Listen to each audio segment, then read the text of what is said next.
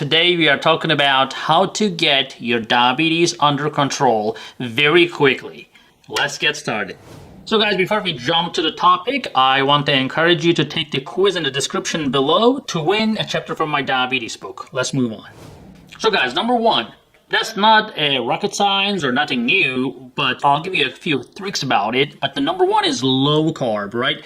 So again, remember, I didn't say no carb because I see all the time that people fail to stick to no carb diet because a lot of things have carbs. It's like telling somebody to breathe less, it's like everywhere. It's getting into you, okay? So the carbs are not necessarily bad, and there are a lot of good carbs out there. And in this channel, we talk about the glycemic index, the good carbs, the bad carbs. So the education is the key. So understand your carbs, and even if they are low glycemic index, even if they are low in glycemic load, you still have to maintain the portion control and go with the low carb. So how do you do that? It's very simple and people don't think about it, right? If you put very little fruits in a big cup, that's not gonna feel good. You're gonna be like, what the hell?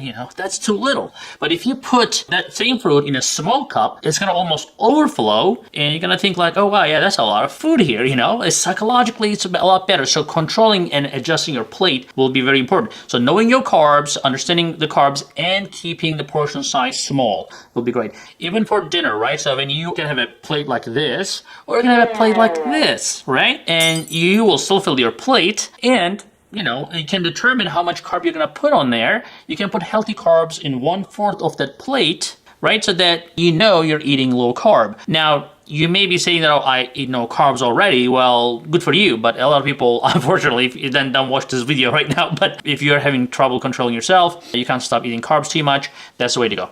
Another trick for you guys is basically eating slow. Now, a lot of people don't understand that our brain actually takes time to realize, and it's not your brain's fault, because think about this. You start eating something, it has to go to your stomach and then to your intestine, it has to get absorbed, and then it has to go to your brain, etc. By that time, you can actually fill your stomach 3 times because your stomach is actually a pretty small, hollow organ, and you can stuff it pretty quickly. But by the time your brain realizes that you're full, it's generally too late. But if you're eating slowly and chewing for a long time, number one, you are getting the taste more, because when you chew more, your saliva is going to mix with the food. You're going to taste it better, especially if you have problems with dry mouth, etc. Drink water, for example, when you're eating. That's going to also help with the saliva as well. But if you're chewing longer and eating in a longer time, you're going to realize that before you finish your plate, you're going to feel full. And don't feel guilty of not finishing your plate. Our families used to say that, oh, finish your plate. And I remember my father, he's still alive, by the way, he still does the same thing. He will eat rice, and he will take the last tiny bit of rice from the plate and eat it. I'm like, Dad, why are you doing that? He's like, I don't want to waste food.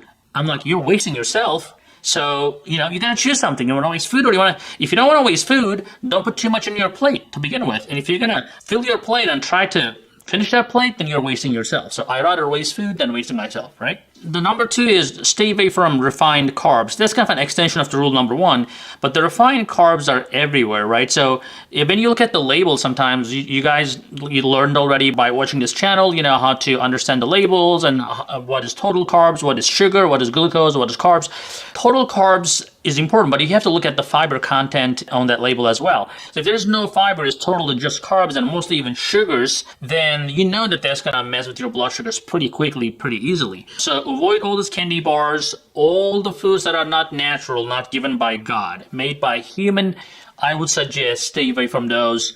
That's going to be your best bet. Then number 3, you have to incorporate exercise. Now, how do you do that? It's easier said than done. Everybody's busy, people have problems, family problems, financial problems, stress in their life, and exercise is the last thing to think about.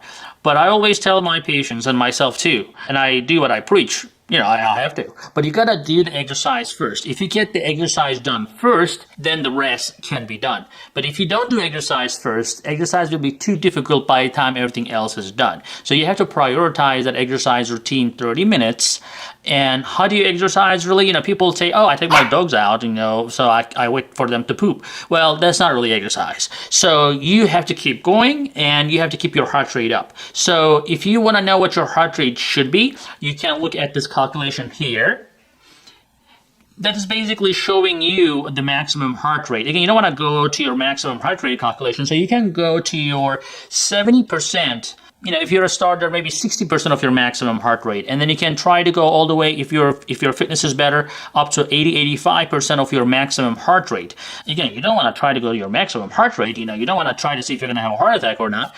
But getting that heart rate up is very important, and keeping it up for 30 minutes is extremely important. Now, number 4 is eat more fiber. So eating fiber helps you in many ways because it basically slows down the absorption. So there is a difference between the blood sugar spiking like this or like this, right? So this is not really a spike. When you're eating fiber, your blood sugar is rising slowly and allowing your body to be able to process that.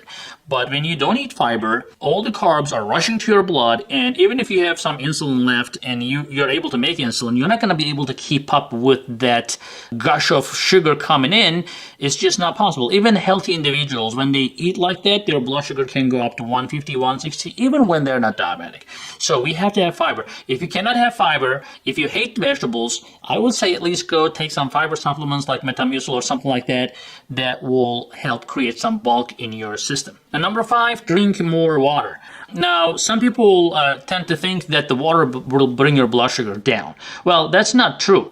But if you don't drink water, your blood sugar can go up. So it's not necessarily the same thing, right? So when you're dehydrated, the concentration of the sugar in the blood will look higher. As simple as that. But when you drink enough water, you will be able to excrete that. You will be able to dilute that sugar in your blood. Also, when you don't drink, sometimes your brain actually mix up the signals between the thirst and the hunger, and you may end up reaching out to carby things. Like, it happens to me too. Like, for example, if I'm thirsty, I want to go eat some watermelon or some peaches that are some juicy carby stuff. But actually, if you were not thirsty to begin with, you wouldn't crave for those carby things as well. So staying hydrated is very important. Also, we talked about the other drinks like green tea, some coffee, tea, etc. Those things actually can help burn fat and can keep your appetite down and can keep yourself busy. Sometimes because we are like, we're a creature of habits, we tend to just keep our mouth full. We just want to eat stuff or drink stuff, or smoke. That's one of the reasons when people stop smoking, they end up gaining weight because they want to keep busy there. So if that's the case, instead of having, high calorie beverages that you used to do, which a lot of people have problems with Coke and Pepsi or tea in South. When I say tea, we have this special tea that nobody else drinks in South, except as people in South like us. We drink it. Not that I do, but a lot of people in South do. And there's non-sweet tea, but very rare people really choose that. But it's something called sweet tea, and people love that. And that's the number 1 killer. When I practiced in Alabama, that was my number 1 enemy in my practice because pretty much 99% of my patients drank sweet tea, and that was not acceptable. So guys, also use vinegar. And try to stay away from, that's number 6, I think. So you need to stay away from ready-made salad dressings that are high in calorie, high in carbs. You really need to stick to your homemade dressings. My favorite dressing is olive oil, lemon, some spices there you can mix. And that is the most common Mediterranean or Italian or Greek, whatever you call it, dressing is your best friend, and it's going to keep you full, especially on top of on salad. Plus, vinegar has, especially apple cider vinegar, has a lot of medicinal features, can help your blood sugars, etc. So use that to your advantage. And number 7, you have to manage stress. So when you are stressing out about everything, your cortisol levels, your stress hormones will be high.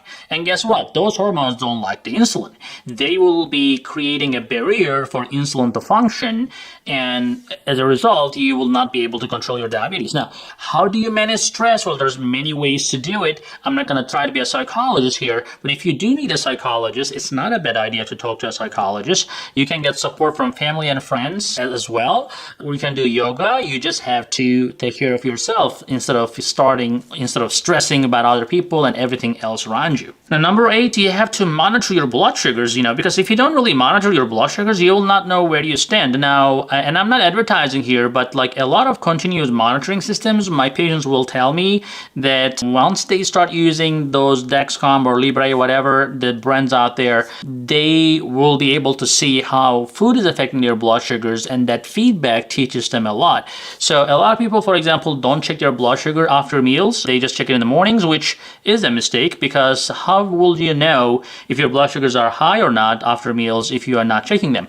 And that's number one reason why A1C remains high, although your blood sugars in the morning is okay. So because you don't know, you're spiking after meals, and only way to know is to check. So check your blood sugar, monitor them, understand, use that as an information instead of a punishment, instead of judging yourself or, you know, considering a failure if the blood sugars are high. Use that information rather for informational purposes and to find ways to improve your blood sugars. And number 9 is getting enough sleep. I know a lot of you don't get enough sleep, and there's a lot of problems around the sleep hygiene. Some of it is because of anxiety, some of it is because of maybe medical factors. You know, for guys, it could be a prostate problem. If they are getting up every 2 hours, they're not going to be able to sleep. There are some medications that can cause you to go to bathroom like 20 times a day. Like there are some SGLT2 inhibitors some of you are on, like Jardiance, Farxiga, Invokana, etc. And if these medications are keeping you up all night long, it may not be a bad idea to consider an alternative option, because again, you have to have your sleep. Now, what happens when you don't sleep? Your body again creates a lot of stress hormones, and especially your fasting blood sugars are going to be very high because of those stress hormones. Now, lastly, eat foods high in chromium and magnesium. Now, these things are, again, found in the healthy food that we keep talking about, right? So, partially whole grains, not too much, because whole grains can also mess with your blood sugar, but especially nuts, seeds, avocados, olive oil, green leafy vegetables. These are going to provide the chromium and magnesium that you need, because chromium and magnesium, they have important role in your glucose metabolism and diabetes management. So, you have to make sure that you are getting these naturally in your diet in order to get your diabetes under control. So guys, if you can do all of these at the same time, very disciplined fashion, I promise you your blood sugars will get better. I'm not going to promise you that your blood sugar will normalize, because all of you are different. You all have different backgrounds and different amount of capacity to make insulin, your body weight, etc. But all of you will get some results. Most of you will get very good results by using these techniques in your daily life. So I hope that helps. If it does, please give a like, give a thumbs up, and share this video. And if you're not subscribed, please do so. So guys, before you go, please remember to take the quiz. Taking quizzes will allow you to understand and absorb that information that you're getting from this video today. Plus, you will have the chance to win a chapter from the Ultimate Diabetes book. Hey guys, I hope you're enjoying this channel so far, and I hope you subscribed already. If you didn't, do it. And if you did, watch this video right there. I think that will help you too.